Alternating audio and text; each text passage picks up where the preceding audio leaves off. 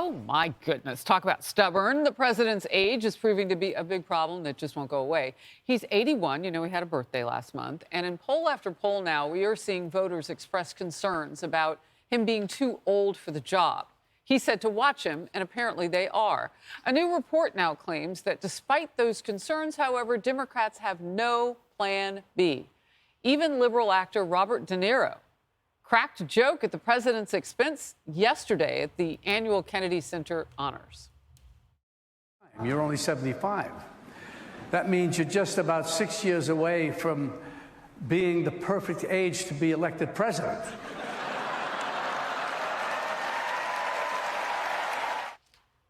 Well, that was just hours after President Biden appeared lost and confused at a White House reception for this year's honorees. Thank you, thank you, thank you. Distinguished guests, please remain in your seats as the President and the First Lady and the honorees depart.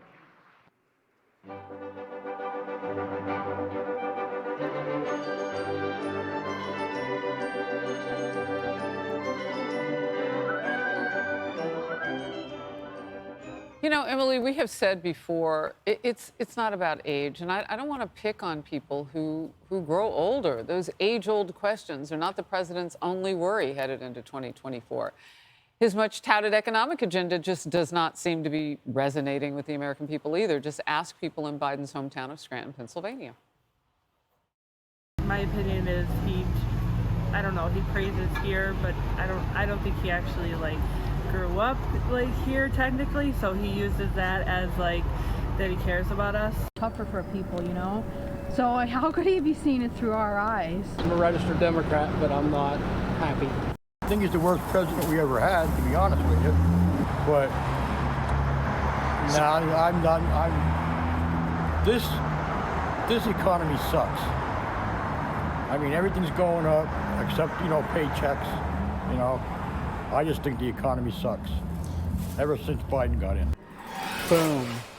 I hope that President Biden has at least one moment of clarity during the day to listen to what the people of Scranton, Pennsylvania, and frankly, the majority of Americans are feeling right now. Kevin, obviously, you are the expert on economics and finances, but I thought Will Flanagan wrote an op-ed in the Wall Street Journal that was illuminating and so poignantly clear that despite having steady jobs and steady paychecks, he and his wife, they are living hand to mouth. And because the fact that, as he writes, while they move up the ladder, they get higher paying jobs, but inflation, housing prices, interest rates, and their student debt keep them from truly making financial progress.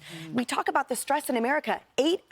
Almost 8 out of 10 Americans right now are super stressed from their finances among ages 35 to 44. And of those, 67% of them say that paying for essentials is the stressor. It's not luxury items. It's the fact that paying for your Metro card, paying for your groceries, that is so difficult right now. And how hard is it for this president to even grasp what every American is going through right now? Why is it impossible for him to, instead of touting jobs, look at what Americans are facing, which is prices? It's the prices that are destroying Americans. It has nothing to do with jobs. It's the fact that paychecks mean less and are worth less as things are driving up these prices all around us. And yet he continues to live in a bubble. So that is the point, right? When I hear people say, well, the inflation has come down, prices are cheaper, are they delusional? Don't they know how this works? No, they haven't come down. That's no! It's incorrect to say that. It's great if you're a politician, but the facts are at the level of 60% of Americans who work for small businesses, between 5 and 500 people. Everything they touch is up 20 to 22%. Yeah. If they want to get a truck and they're on a farm, that is no longer a 5% loan, that is 8% loan. And so, I think this election is going to be very interesting because you can say anything you like, except when you go to the day-to-day kitchen table narrative that's occurring all over America.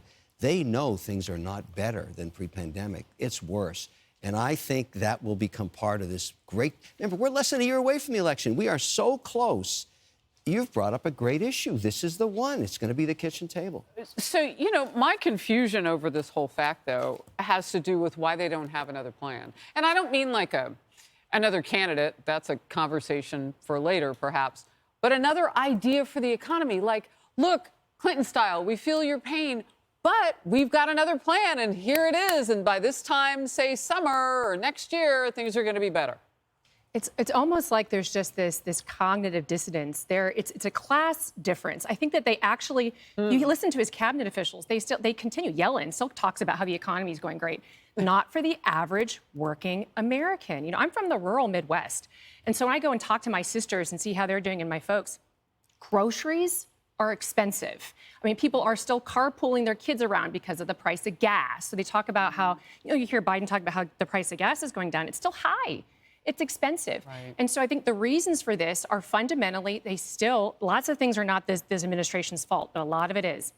Biden spending, of course, inflationary spending at the end of the pandemic, also global disruption. All of the things that we're seeing happen across the world that are dangerous, it has an effect on global commodities, which raises prices. And he's had a piece in some of that. And you're right, you can't blame him for everything.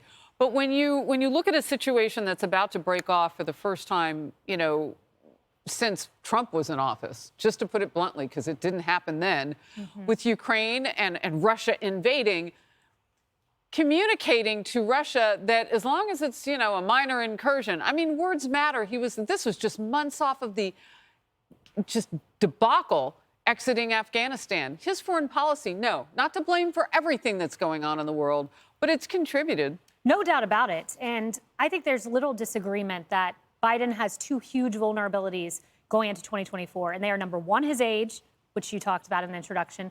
Number two, the economy, okay? And when you look, 3/4 of voters say he's too old, and 32% say his economy is doing well. Well, what is the strategy of the White House and Biden? The strategy has been dismissiveness. Watch me on my age. Well, we're watching. On the economy, we'll just shout Bidenomics. Well, now we've learned from Politico, they're leaving Bidenomics in the dust. They're going to roll out a new word. It's called MAGAnomics. MAGAnomics. Apparently, it's going to be in a White House policy memo today. And I just got to ask, who's advising the Democrats? So Donald Trump's economy is more popular than Joe Biden's economy. So your strategy is to remind voters of MAGAnomics, which worked and raised everyone's paycheck. Good luck, guys. Get some better strategists, because if you keep this up, wow. I mean, it's like there's not a drop of water in the desert. They're so thirsty. Look, the Labor Bureau of Statistics said that this was the most Thanksgiving on record and all the record keeping for decades, and that some people may have put portions of that on credit. Can you imagine Christmas coming and you were still paying for Thanksgiving? I mean, that's where people are in this country. And if we feel it and we hear it and we know it, why don't they? No, they're pinched, which is going to say that their budgets are pinched. They're going into the holidays. They want to get things for their kids. They don't feel safe because of crime, and they feel like things are unstable in the world, and it is all related, and it does have to do with this administration's policies. Hey, everyone. I'm Emily Compagno. Catch me and my co-hosts Harris Faulkner and Kaylee McEnany on Outnumbered every weekday at 12 p.m. Eastern, or set your DVR. Also, don't forget to subscribe to the Fox News YouTube page for daily highlights.